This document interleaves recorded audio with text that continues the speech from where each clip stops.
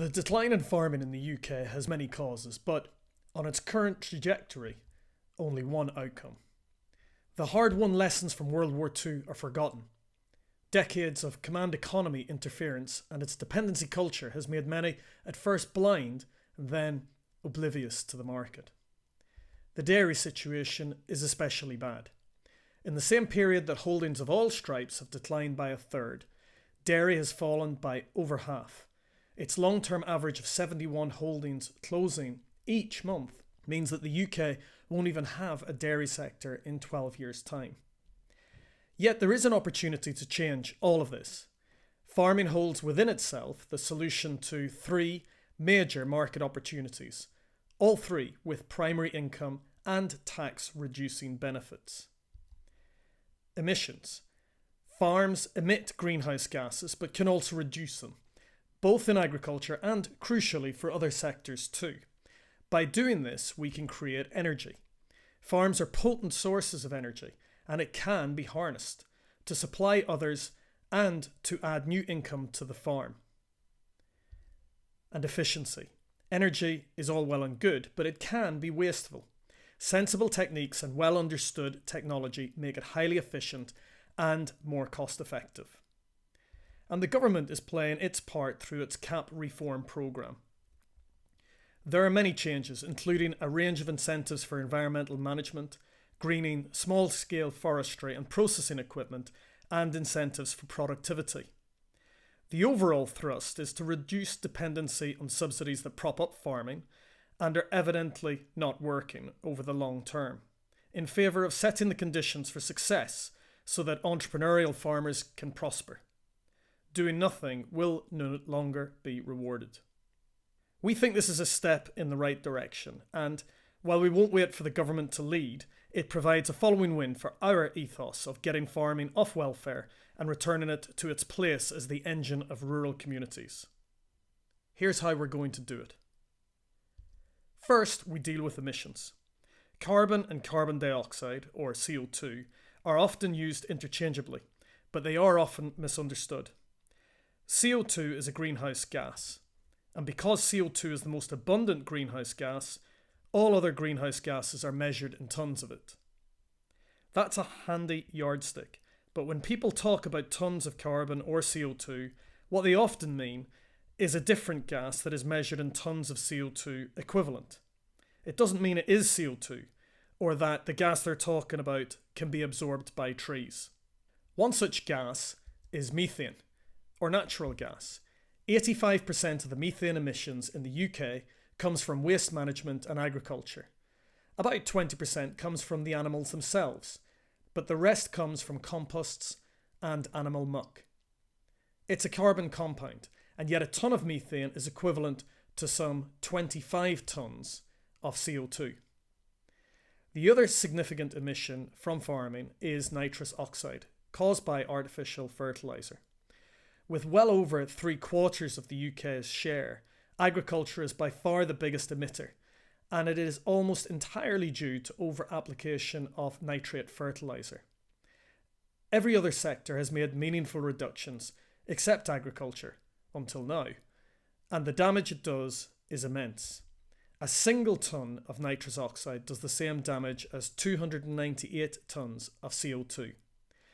Agriculture is responsible for 73,000 tonnes of nitrous oxide each year, equivalent to over 21 million tonnes of CO2, about the same as that emitted by the UK's entire fleet of heavy goods vehicles. However, by establishing low-cost airtight stores, also known as digesters, on farms, the basic building block of this opportunity, we capture carbon, CO2 and methane, while the muck and other feedstocks like waste crops are broken down by the microbes in the muck. Nitrous oxide gets dealt with a little later in the process. So let's look at this building block in a little more detail. Once the muck and other feedstocks are in the digester, they start to produce carbon dioxide and methane within just a few hours. Around 60% of biogas is methane, which can be used to produce energy, and the rest is carbon dioxide and small amounts of other compounds. In this example, a 100 kilowatt digester, 160 tonnes of methane, equivalent to some 4,000 tonnes of carbon dioxide, is diverted from going into the atmosphere. We'll come back to the methane and CO2 shortly. After spending up to 2 months in the digester, with its methane now exhausted, the digestate is removed. It's a superb soil conditioner, completely organic, and has many advantages over artificial fertiliser, not least of which is a gross reduction of 29,000 tonnes of CO2 emissions each year. The net savings will be less, of course, but the superior nitrogen availability means that it is still significant, and, according to the Journal of Plant Nutrition and Soil Science, provides significantly greater crop yields. Much of this can be sold into the marketplace, with the rest used on the farm. Here, the cash crop opportunity is short rotation coppice willow. It can be grown on poor ground, is harvested in winter when the ground is hard and there is less pressure on farm plant, and attracts a range of support under the reformed cap, for example for wood processing equipment. There is also large demand in the market for wood pellets and wood chip to fuel biomass boilers at the domestic, commercial and industrial scales. Drax Power Station alone requires some 2 million tonnes a year and imports much of its requirements the whole way from North America. That's the digestate chain. Now let's look at the carbon dioxide and methane. The carbon dioxide can pass through the system and doesn't really affect anything because it's inert. It is also, though, a versatile and useful industrial gas with a wide range of applications, such as an asphyxiant for broiler slaughter, or for intensive horticulture in greenhouses where there isn't enough CO2 for the plants to photosynthesize. Packaged into small tanks, CO2 can have a value in the market of up to 5 times that of the methane. Most processes, however, ignore the CO2 component, but there are clear market entry points for this gas, which is viewed by many today as a waste byproduct. The methane is dried and cleaned and sent to the combined heat and power unit, a highly efficient electric generator supplied exclusively in our systems by a Perkins Gas Centre of Excellence. It captures rather than radiates its heat. Heat is typically 50% of the energy lost in all thermal electric generation, which explains why power stations always have cooling towers alongside. The heat is sent to a process, in this case a drying kiln, where it meets up with the processed willow, or whatever product that the heat can add value to. For example, grain drying, heating the farm and farm buildings such as chicken houses, even operating a microbrewery are just some of the applications. Alternatively, the heat can drive an absorption chiller to operate a chilling facility to reduce refrigeration costs. The electricity then can be used by the farm. Combined with the heat, the farm can eliminate its energy bills.